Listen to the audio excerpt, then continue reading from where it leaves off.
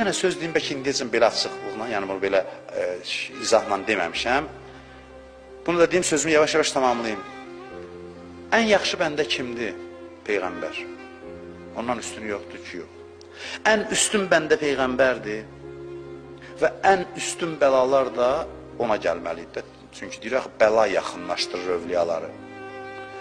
Allah Peyğəmbərinə deyir ki, mənim Peyğəmbərim, səni ki seçirəm Peyğəmbərliyə, ən üstün bəndəm, Xatəmül Ənbiya sənsən, sən 3 şeyə razı olmalısan, 3 şeylə imtihan olunacaqsan, razısan.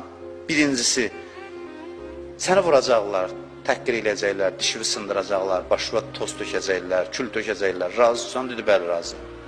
İkincisi, dedi, qardaşım Əlinin başına bəlalar gələcək. Bilirsiniz də nə bəlalar gəldi. Sən demə, Əlinin bəlaları ilə Peyğəmbər imtihan olunur. O mənada yox ki, Əli imtihan olunmur. İkisi də olunur, amma mərkəzdə Peyğəmbər dayanır. Ondan sonra buyurdu ki, üçüncü də budur ki, övladların səndən sonra Fatimə belə olacaq, Həsən belə olacaq, Hüseyn Kərbəlada şəhadətə çatacaq. Danışdı. Həzrət Peyğəmbər o bəlaya şükr elədi və qəbul elədi. Deməli, hətta Həzrət Peyğəmbər Kərbəla vasitəsilə tərəqqi elədi. Onun bəlasıydı, ilk növbədə onun bəlasıydı.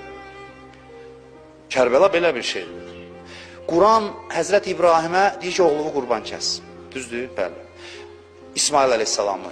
Hansı imtihana çəkilir burada? İbrahim əleyhissalam ya İsmail əleyhissalam? İkisi də.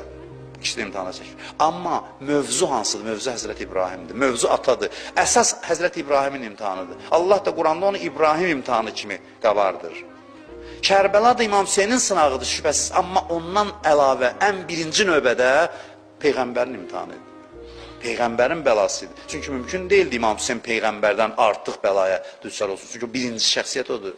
Ona görə bu bəla onun da bəlasıdır. Birinci növbədə Peyğəmbərindir. Peyğəmbərin mənəvi seyri Kərbəladan keçir. Əlinin mənəvi seyri, hamının mənəvi seyri Kərbəladan keçir. Kim bu bəlaya yaxınlaşsa Allaha ən yuxarı zirvəyə gedər çatar.